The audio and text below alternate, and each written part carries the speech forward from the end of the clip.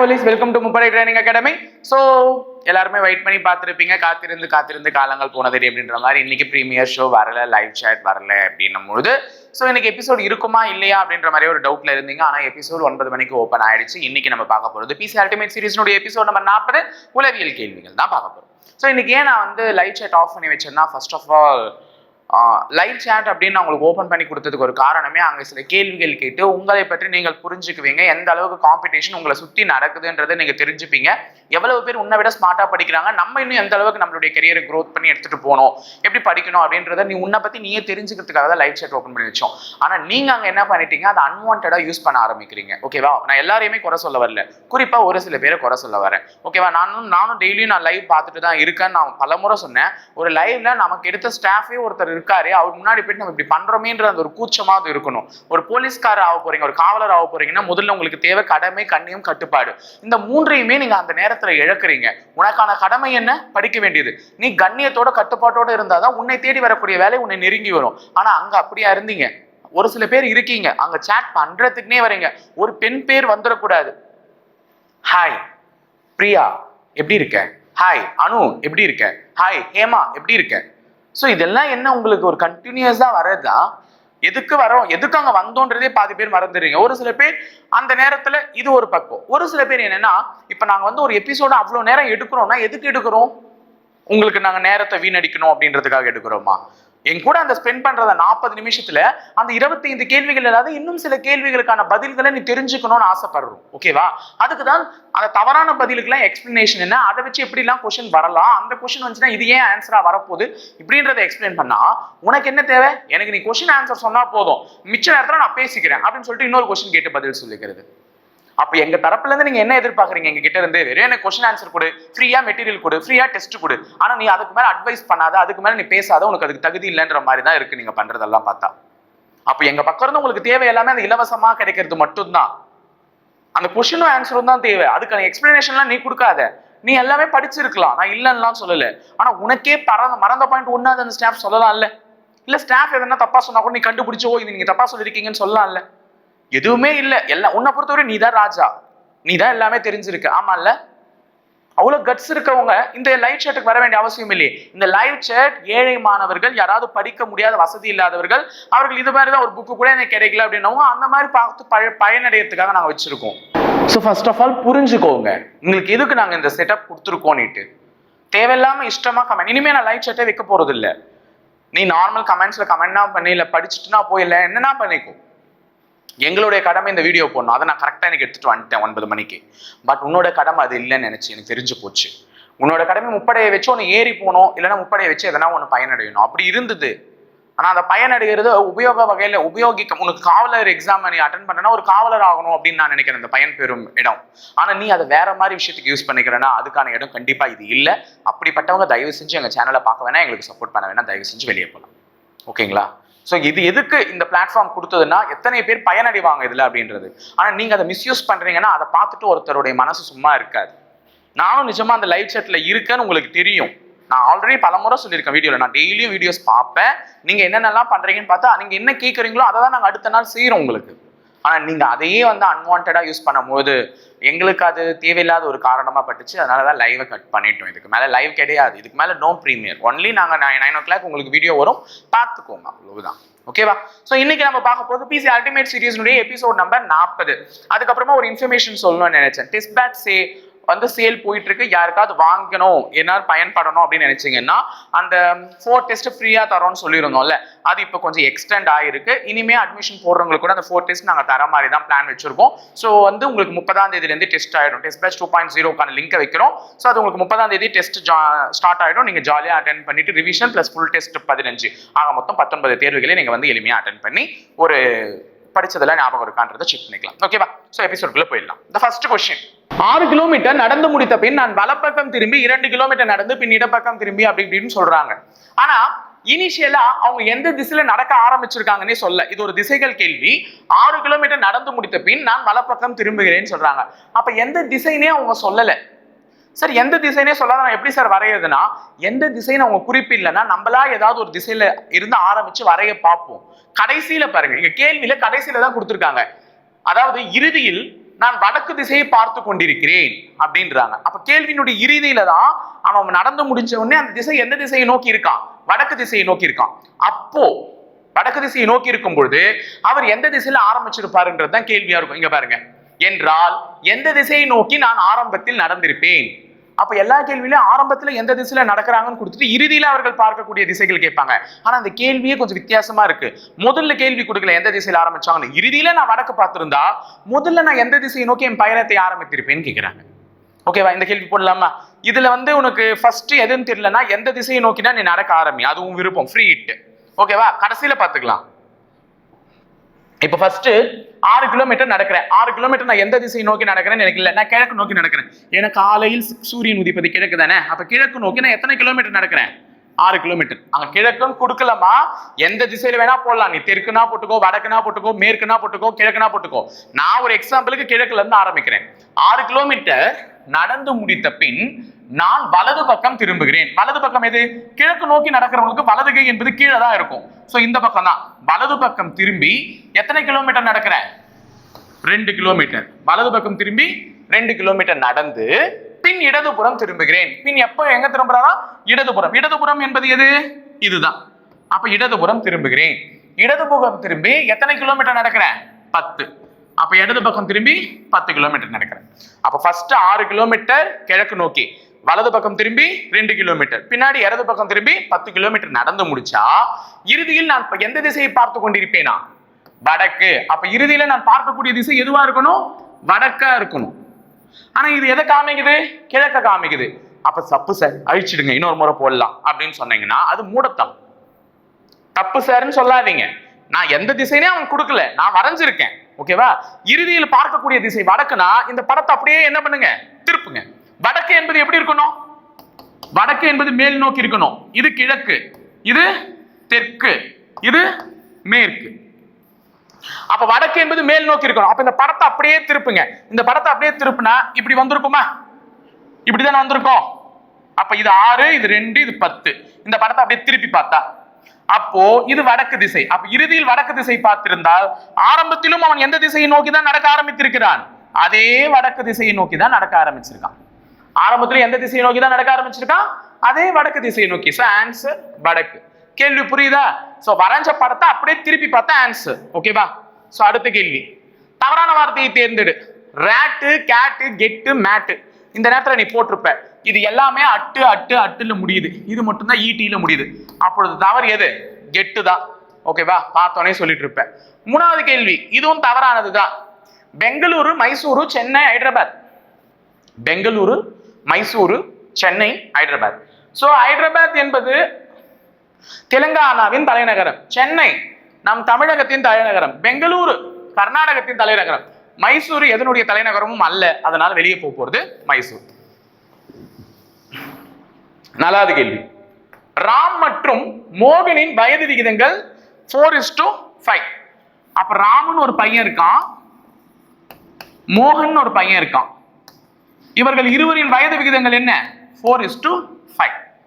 மேலும் மோகன் மற்றும் அனிலின் வயது விகிதங்கள், இன்னொருத்தன் இருக்கான். மோகன் அதே மோகன் தான். இன்னொருத்தன் யார் இருக்கான்? அனில். இவர்களுடைய வயது விகிதங்கள் என்ன? 5:6. அப்ப ராமுக்கும் மோகனுக்கும் 4:5, மோகனுக்கும் அனிலுக்கும் 5:6. அப்போ ரெண்டுத்திலுமே மோகன் இருக்கான். மோகன் ராமை கம்பேர் பண்ணும் போது 5 பங்கு இருக்கான். இவன் 4 பங்குனா அவன் 5 பங்கு வயசு. மோகன் அனிலை கம்பேர் பண்ணும் போது அனிலுக்கு 6 பங்கு வயசுனா மோகனுக்கு எத்தனை பங்கு வயசு? 5 பங்கு வயசு. இவர்களின் வயதுகளின் கூடுதல் 90 வருடங்கள் எனில் மோகனின் வயது என்ன? அப்போ அவன் 3 பேர் வயசையும் கூட்டினா என்ன வருமா? 90 வயசு வருமா? அப்ப மோகனோட வயசு மட்டும் என்ன அப்படின்னு கேட்கிறாங்க. முதல்ல இது விகிதம் இருக்கு. விகிதம் 2 விகிதங்களா கொடுக்கப்பட்டிருக்கு. மோகன் இங்கேயும் இருக்கான், மோகன் அங்கேயும் இருக்கான். அப்ப மோகனை நம்ம ஒண்ணு சேர்த்துடணும். அப்ப ஃபர்ஸ்ட் இவங்களை கம்பேர் பண்ணணும். 3 பேரையும் ஒன்னா சேர்க்கிறேன். அப்ப ராம், மோகன், அனில். ராம், மோகன், அனில் ஒன்னா சேர்க்கிறேன்.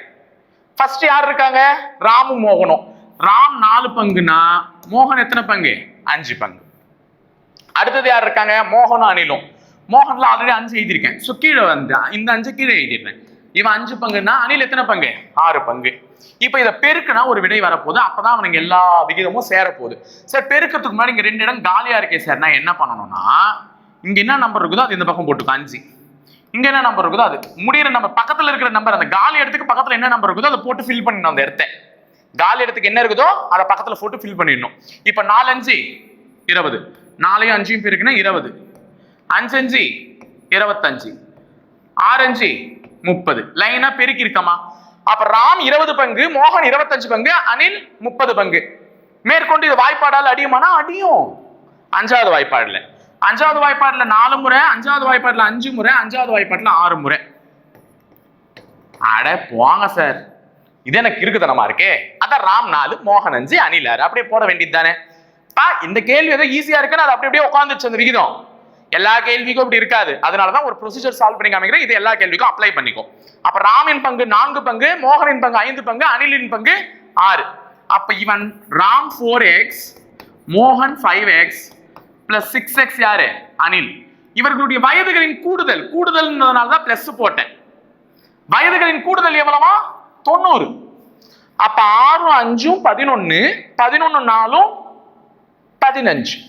அப்ப 15x is equal to 90. அப்ப x இன் மதிப்பு கண்டுபிடிக்கிறதுக்கு 90 எதால அடிக்கணும்? 5ஆல அடிக்கணும். 90 5ஆல அடிச்சா என்ன கிடைக்கும்?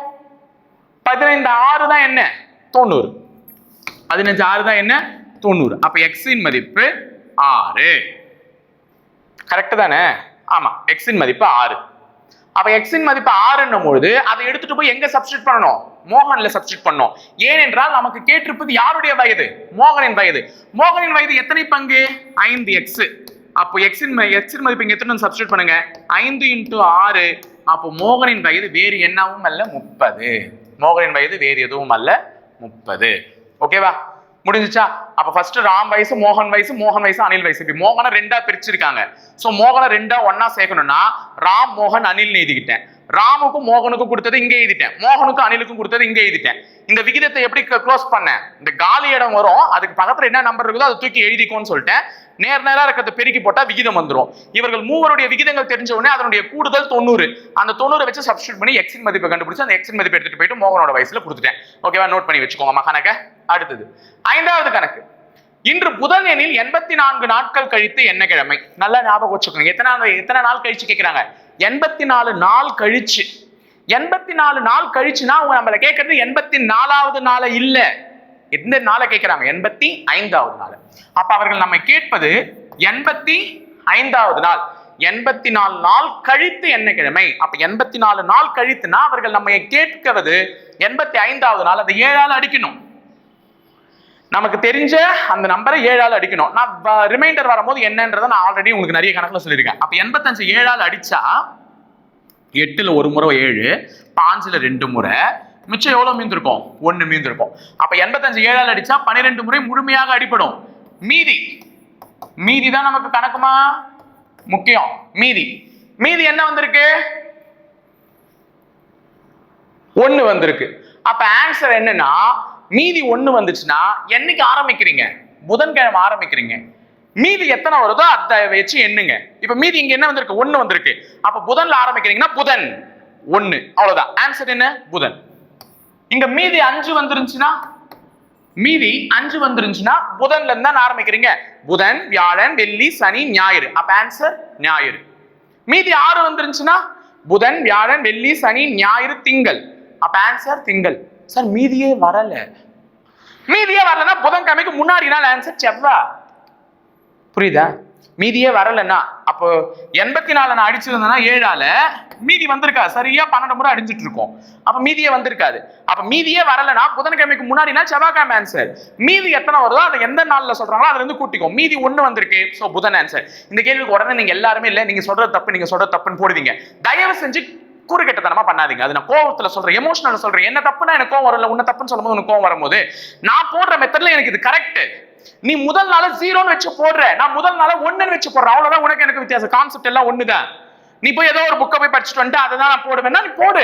நீ போட்ட கணக்குக்கும் புதன் தான் ஆன்சர் வரும். என் கான்செப்டையும் அந்த புக்கோட பாதி கான்செப்டையும் வந்து நீ மிங்கிள் பண்ணி ஆன்சர் குழப்பிக்கிற. என் கான்செப்ட்ல நான் என்னைக்குமே கிளியரா இருக்கேன். இதுக்கு ஆன்சர் புதன் தான். வேணும்னா செக் பண்ணிக்கோ. இல்லை கேலண்டர் எடுத்து வச்சு இன்னைக்கு புதன்கிழமைனா சரியா 85வது நாள் என்ன கிழமை செக் பண்ணி புதன்கிழமையா தான் இருக்கும். ஓகேவா? அடுத்தது, பின்வரும் கேள்விகளில் ஒரு வார்த்தை கொடுக்கப்பட்டிருக்கும், அவற்றை வைத்து விடைகளில் உருவாக்க முடியாத வார்த்தை என்னன்னு கேட்டிருக்காங்க. சோ ஸ்பெசிபிகேஷன், அவங்க நமக்கு கொடுத்த வார்த்தை ஸ்பெசிபிகேஷன். இதை வச்சு பசிபிக் உருவாக்க முடியுமா? பி இருக்கு, ஏ இருக்கு, சி இருக்கு, ஐ இருக்கு, எஃப் இருக்கு, ஐ இருக்கு, சி இருக்கு. பசிபிக் உருவாக்க முடியும். Fraction, F A C T I O N, fraction உருவாக்க முடியும். டானிக், TONIC, டானிக்கும் உருவாக்க முடியும். அப்ப உருவாக்க முடியாதது ஃபெயிண்டிங். அப்ப ஃபெயிண்டிங் தான் என்னுடைய ஆன்சர். ஏன் ஃபெயிண்டிங்கை உருவாக்க முடியாதுன்றதை நீங்களே கமெண்ட் பண்ணுவீங்க. ஏன்னா என்ன லெட்டர் இல்ல, ஜி இல்ல. ஓகேவா கைஸ்? ஓகே. எத்தனை சதுரங்கள் உள்ளன? படங்களில் எத்தனை சதுரங்கள் உள்ளன? நான் ஆல்ரெடி சொல்லியிருந்தேன், இப்படி ஒரு படம் இருந்துச்சுன்னா அதுல எத்தனை சதுரம்? 1 2 3 4, வெளியில இருக்கிற ஒரு பெரிய சதுரத்தோட சேர்த்து 5.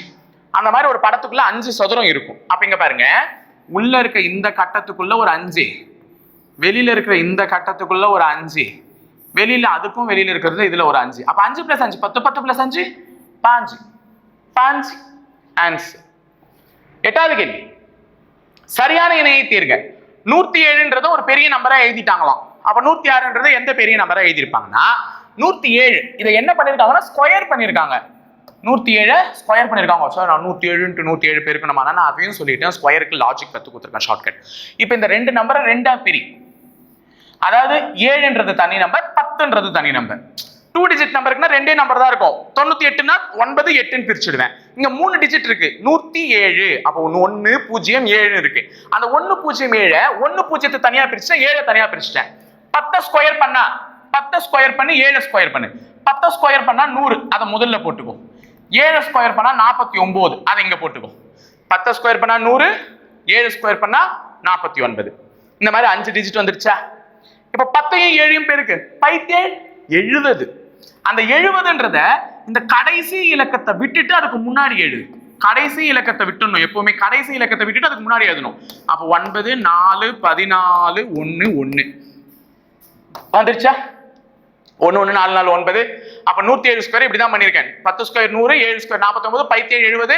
அந்த கடைசி இலக்கத்தை விட்டுட்டு முன்னாடி எழுதுனா ஆட் பண்ணா 11,449. இப்ப அதே 106 ஸ்கொயர் பண்ணு. இப்படி பிரி. 10 ஸ்கொயர் 100, 6 ஸ்கொயர் 60, பைத்தார் 60. சாரி, 6 ஸ்கொயர் 36மா, தப்பா போட்டேன் உங்க கூட.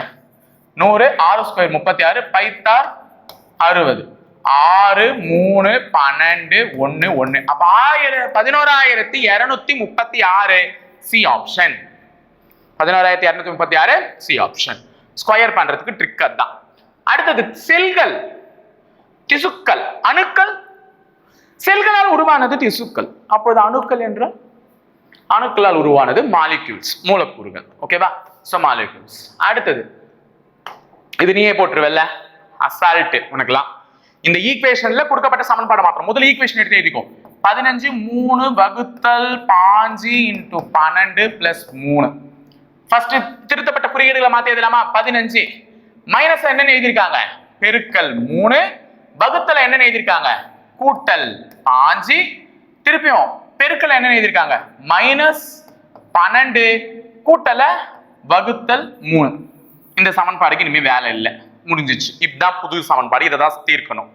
ஃபர்ஸ்ட் வகுத்தல் தான் பண்ணணும். 12 3ஆல வகுத்தா என்னமா கிடைக்கும்? 4 கிடைக்கும். சோ 15 × 3 + 15 - 4.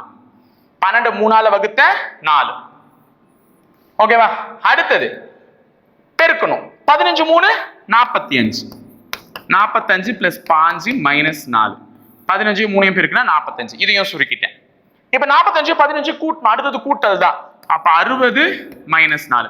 60 - 4 என்னன்னு எல்லாருக்குமே தெரியும். ஆன்சர் 56. ஓகேவா? 60 - 4 56. சோ 11வது கேள்வி. 11 மடங்குகளின் முதல் 5 எண்களின் சராசரி. 11 மடங்குகளின் முதல் 5 எண்களின் சராசரி.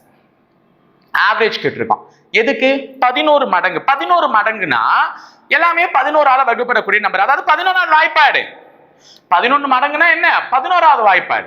11வது வாய்ப்பாட்டுல வரக்கூடிய முதல் 5 எண்களின் சராசரி என்னன்னு கேட்கிறான். 11 மடங்குகளின் முதல் 5 எண்களின் சராசரி. அப்ப 11வது வாய்ப்பாடுல முதல் 5 எண் என்ன வரும்? 11, 22, 33, 44, 55. இதான 11வது வாய்ப்பாடு. முதல் 5 எண்கள் 11, 22, 33, 44, 45. சார் 33 மட்டும் தான் இருக்குது ஆப்ஷன்ல. Okay fine. 33 தான் ஆப்ஷன்ல இருக்கு போட்டேன். சப்போஸ் ஆப்ஷன்ல 22, 44, 55 கொடுத்திருந்தா எதை போடுவ? ஆப்ஷன்ல இப்ப 33 மட்டும் தான் இருந்துச்சு போட்டேன்.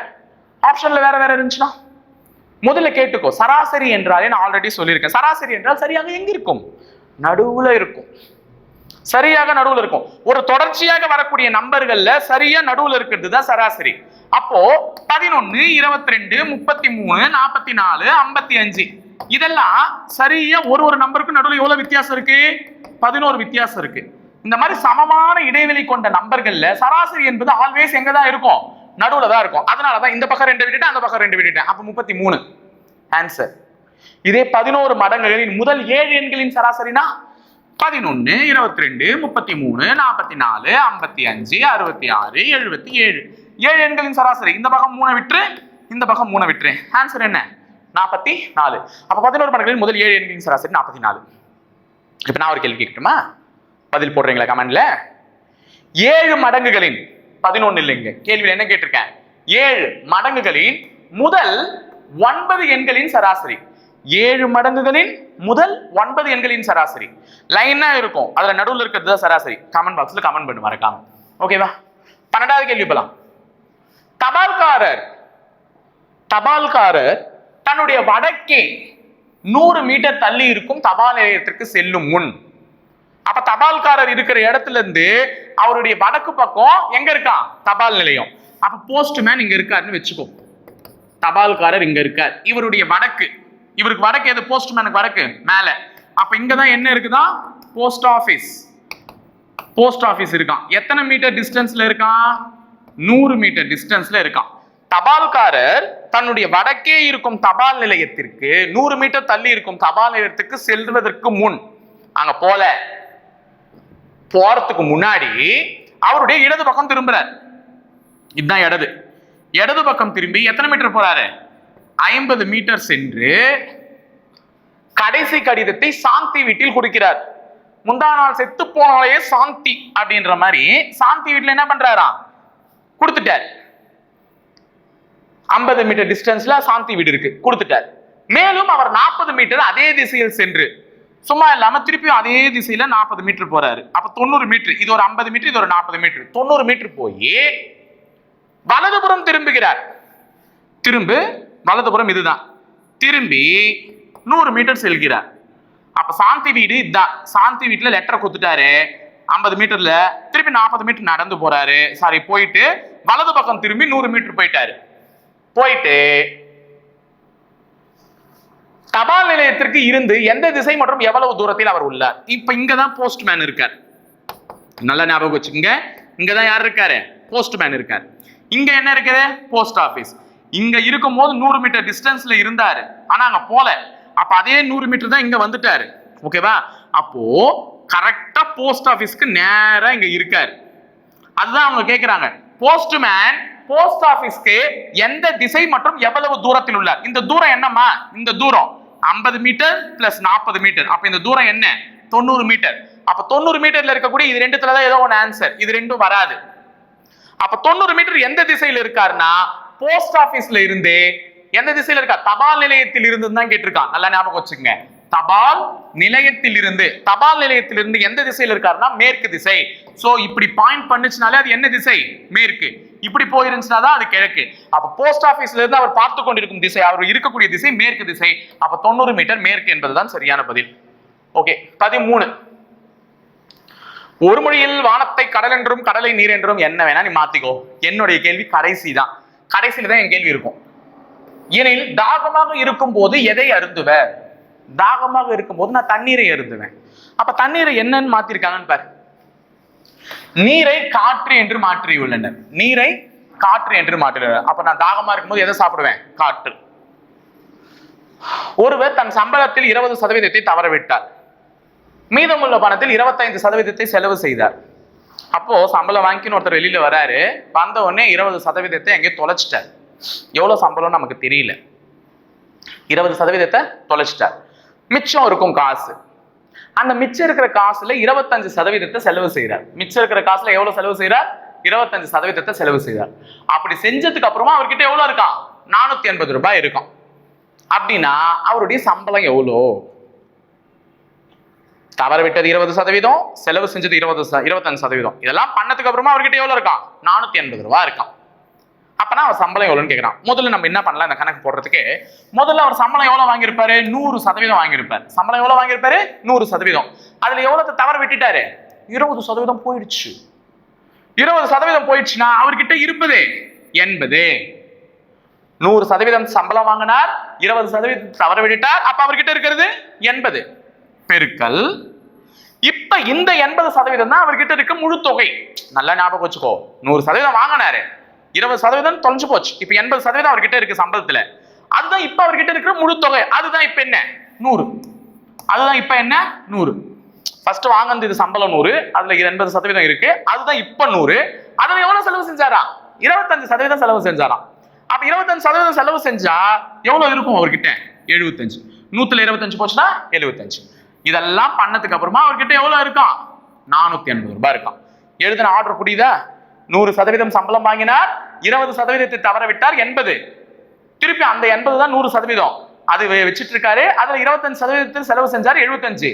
மொத்தமா இப்ப அவர்கிட்ட எவ்வளவு இருக்கு? 480. அடிச்ச ஆன்சர். இது 4 முறை 25வது வாய்ப்பாட்டுல, 3 முறை. இது அதே மாதிரி 20வது வாய்ப்பாட்டுல இது 5 முறை, இது 4 முறை. 4 4 அடிஞ்சிடும். 3வது வாய்ப்பாட்டுல இது அடிச்சா 1 முறை 6 0 160 முறை. அப்ப 160 5 பேருக்கு 160 × 5 IR 30 ஓர் 5 5. ஆன்சர் 800மா. முடிஞ்சிச்சு. ஆன்சர் 800 ரூபாய் சம்பளம். அப்ப எப்படி எழுதுன்னு தெரியுதா? 100% சம்பளம், 80% தான் இருக்கு. 20% தொலைச்சிட்டோனே திருப்பி 100% அதான். அதுல செலவு செஞ்ச அப்புறமா 75%. அதுக்கு எத்தனை அமௌண்ட்? 480. போட்டா கணக்கு ஓவர். 15 DHLPT ABCD தானே? Comment your answer. போங்க கமெண்ட் பண்ணுங்க இந்த क्वेश्चनக்கு ஆன்சர் என்னன்னு. நான் எடுக்கல, கமெண்ட் பண்ணுங்க.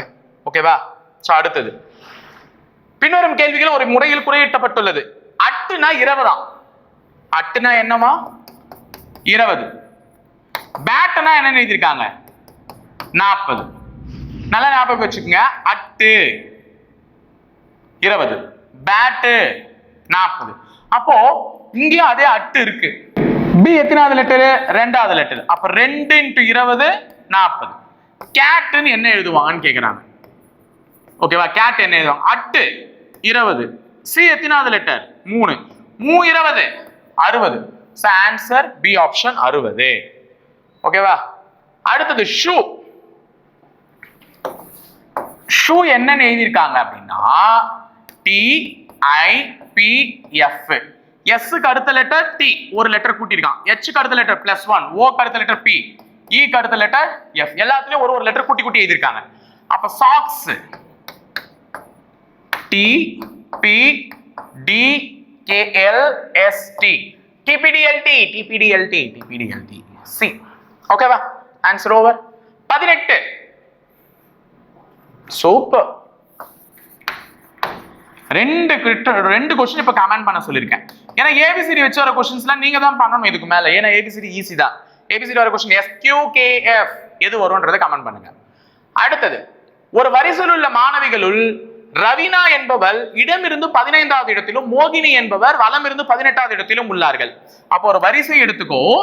இந்த வரிசையில ரவீனான்ற பொண்ணு இடமிருந்து எத்தனாவதான்? ரவீனா. வரிசையினுடைய இடது பக்கம் இதுதானா? வரிசையினுடைய இடது பக்கம் இது, வரிசையினுடைய வலது பக்கம் இது. அப்ப இடமிருந்து ரவீனா என்ற பெண் எத்தனாவதா வரா? 18ஆவதா வரா. சாரி 15ஆவதா வரா. இடமிருந்து எத்தனாவதா வரா? 15. மோகினி என்பவர் வலம் இருந்து 18. அப்ப வலது பக்கம் இருந்து 18வது ஆள் யாரு? மோகினி. வலது பக்கம் இருந்து 18வது ஆள் மோகினி. இருவரும் தங்களுக்குள் இடமாற்றம் செய்து கொள்கிறார்கள். அப்ப மோகினி ரவீனா இடத்துக்கும், ரவீனா மோகினி இடத்துக்கும் போயிடுறா. அப்ப ரவீனா சென்ற இடம் இது, மோகினி இங்க. ரெண்டு பேரும் அவங்களோட இடத்த மாத்திக்கிட்டோம். மாத்திக்கிட்டதுக்கு அப்புறமா மோகினி இடம் இருந்து 15வது. அப்ப மோகினி இடது பக்கம் இருந்து எத்தனாவதா வராலாம்? 15. இப்ப வரிசையில் எத்தனை மாணவிகள் உள்ளனர்னு கேக்குறாங்க. ரவீனா இந்த இடத்துல இருக்கும்போது 15, மோகினி அந்த இடத்துல இருக்கும்போது 18. ரெண்டு பேரும் இடத்த மாத்திக்கிட்டாங்க. இடத்த மாத்தினதுக்கு அப்புறமா இந்த ரவீனாவை ஒண்ணு இடது பக்கம் இருந்து எவ்வளவுன்னு கொடுத்துருக்கணும், இல்லைன்னா மோகினிய வலது பக்கம் இருந்து இவன் என்னன்னு கொடுத்துருக்கணும். இப்படி கொடுத்தாதான் நம்மளால கண்டுபிடிக்க முடியும். இடத்த மாத்தினதுக்கு அப்புறமா அவன் என்ன சொல்லியிருக்கான், இந்த இடம் இடது பக்கம் இருந்து 15ன்னு சொல்றான். அப்ப ஏற்கனவே இந்த இடம் இடது பக்கம் இருந்து 15, இப்பயும் இந்த இடம் இடது பக்கம் இருந்து 15. ஆனா இதை வச்சு என்னால எதனா கண்டுபிடிக்க முடியுமா? கண்டிப்பா கண்டுபிடிக்க முடியாது. இந்த இடம் இடது பக்கம் இருந்து எவ்வளவு தெரிஞ்ச மாதிரி வலது பக்கம் இருந்து எவ்வளவு தெரிஞ்சாதான் என்னால கண்டுபிடிக்க முடியும். அப்ப தகவல் போதுமானதாக இல்லை. அதுதான் ஆன்சர். ஓகேவா? அடுத்தது இந்த கேள்வியினுடைய முகடை காண்க. முகடுனா மோடுனா நான் என்ன சொல்லியிருக்கேன், எந்த நம்பர் அதிகமா வருதோ அதுதான் மோடு. எந்த நம்பர் அதிகமா வந்திருக்கு? 5 5 5 3 முறை வந்திருக்கு. 5 1 1 1 1 3 முறை வந்திருக்கு. அப்ப எந்த நம்பர் அதிகமா வருதோ அதுதானே முகடு. அப்ப 5 3 முறை வந்திருக்கு, 1 3 முறை வந்திருக்கு. அப்ப அது ரெண்டுமே தான் முகடா இருக்கணும். Answer A and B. 21வது கேள்வி. தக்காளி, கேரட், இஞ்சி, மஞ்சள் எது வெளியே போகுது? தவறானது. உனக்கு எக்ஸாம்ல கேட்ட கொஸ்டின். நாங்களா இருந்தா எல்லாருமே ஈஸியா சொல்லிட்டு இருப்போம். எதுதான் வெளியே போயிருக்கோம்? தக்காளி தான். ஏன்னா கேரட், இஞ்சி, மஞ்சள் அனைத்துமே பூமிக்கு அடியில விளையும். தக்காளி மட்டும்தான் பூமிக்கு மேல விளையும். அதனால வெளியே போறது எது? தக்காளி. சோ அடுத்தது பின்வருவனவற்றுள் எது லீப் வருடம் கேட்டிருக்காங்க. லீப் வருடம்னா 4ஆல வகுப்பட்டால் அது லீப் வருடம். சோ 2800 4ஆல வகுப்படும். எது லீப் வருடம் தான் கேட்டிருக்காங்க. அதான் லீப் வருடம். இது 4ஆல வகுப்படாது, இதுவும் 4ஆல வகுப்படாது, இதுவும் 4ஆல வகுப்படாது. அப்ப இதெல்லாம் லீப் வருடமே இல்லை. அப்ப எதுதான் லீப் வருடம்? 2800. ஓகே. அடுத்தது 23வது கேள்வி. 4:2 எளிய வடிவம் காண்க. ரேஷியோமா 4:2 எளிய வடிவம். அடிச்ச ஆன்சர் 2:1. 4 2வது வாய்ப்பாட்டுல 2 முறை, 2 2வது வாய்ப்பாட்டுல 1 முறை. Answer A. ஓகேவா? 24. புகை என்றால் மாசு. புகை என்றால் மாசு. தீ என்றால் புகையினால மாசு உண்டாகும், தீயினால் சாம்பல் தான் உண்டாகும். சோ ஆன்சர் சாம்பல். 25 கடைசி கேள்வி. ஒரு கணித குறியீட்டு செயல்கள் தான். 60 + 3 வகுத்தல் 25 × 5 - 6. முதல் சிம்பிள் மாத்திடலாமா? கூட்டலை மைனஸ், வகுத்தல பெருக்கல் 25, பெருக்கல வகுத்தல் 5, மைனஸ கூட்டல் 6. அப்ப ஃபர்ஸ்ட் என்ன பண்ணணும்னா வகுக்கணும். இதுக்கு வேலை முடிஞ்சிச்சு. இப்ப ஃபர்ஸ்ட் வகுத்தா 25 5ஆல வகுத்தா 5 + 6 3 × 5 60 மைனஸ் 3 5 அடுத்து பெருக்கணும். 15 + 6 60 மைனஸ். இந்த இடத்துல தான் எல்லாரும் என்ன தெரியுமா தப்பு பண்றது? அடுத்து கூட்டணும் தானே சார். 15 6 நான் கூட்டுறேன். 15 6 கூட்டினா என்ன சார் வரும்? 21. அப்ப 60 - 21 சார். 60ல 20 போச்சுன்னா 40, அதுலயும் 1 போச்சுன்னா 39. Answer 39 sir. இருக்கானா? ஐயோ இல்ல சார், கேள்வி தப்பு சார். தப்பு. நீ போட்ட கணக்கே தப்பு. கேள்வி அங்க வந்து தப்பா வருது. 15 6 கூட்டக்கூடாது. 15 6 எப்படி கூட்டுவ? 15 குறியீடு மைனஸ், 6 குறியீடு பிளஸ். இந்த மாதிரி கடைசி ஸ்டெப்ல பிளஸும் மைனஸும் தான் வந்து நிற்கும். அப்பதான் உனக்கு ஒரு ஐடியா சொல்லி கொடுத்தேன். எதோட குறியீடுலாம் பிளஸ் இருக்கோ அதெல்லாம் ஒன்னா கூட்டி வச்சுக்கோ. எதோட குறியீடுலாம் பிளஸ் இருக்கோ அதெல்லாம் ஒன்னா கூட்டிடு. கடைசியில மைனஸ் குறியீடு இருக்கிறத மைனஸ் பண்ணிடுன்னு. இப்ப 15க்கு என்ன குறியீடு? மைனஸ். 6க்கு என்ன குறியீடு? பிளஸ். 60க்கு என்ன குறியீடு? எதுவுமே இல்ல சார். எதுவுமே இல்லைன்னா அங்க பிளஸ் இருக்குன்னு அர்த்தம். அப்ப 60ம் பிளஸ் 6ம் பிளஸ். அப்ப முதல்ல அதை கூட்டிடு. 60 6 கூட்டினா 66 மைனஸ் 5. 5 மைனஸ்ல இருக்கு போட்டன. அப்ப 66ல 15 போச்சுன்னா 66ல 15 போச்சுன்னா 51. ஏ ஓகேவா? சோ ஆரம்பத்துல திட்டினேன். ஏன்னா அது நீங்க பண்ண ஒரு சில விஷயங்கள், ஏன்னா எல்லாருமே இதுல பயன்படணும் தான் நாங்க லைவ் சாட் வச்சோம். ஆனா அதை நீங்க தப்பா யூஸ் பண்ணிக்கிட்டீங்கன்னா நான் திட்டினேன். ஸோ இதுக்கு மேல அது கிடையாது, லைவ் இருக்காது. நாங்க தினசரி 9 மணிக்கு எபிசோட் மட்டும் வரும். தயவு செஞ்சு வந்து பாருங்க. ஓகேங்களா? ஸோ பிசி அல்டிமேட் சீரியஸ்க்குடைய அடுத்த வாரத்துடைய எபிசோடுக்கு அது நாங்கள் தொடர்ந்து கொடுக்குறோம். பார்த்து என்ஜாய் பண்ணுங்க. So all the very best guys for your exams. Thank you.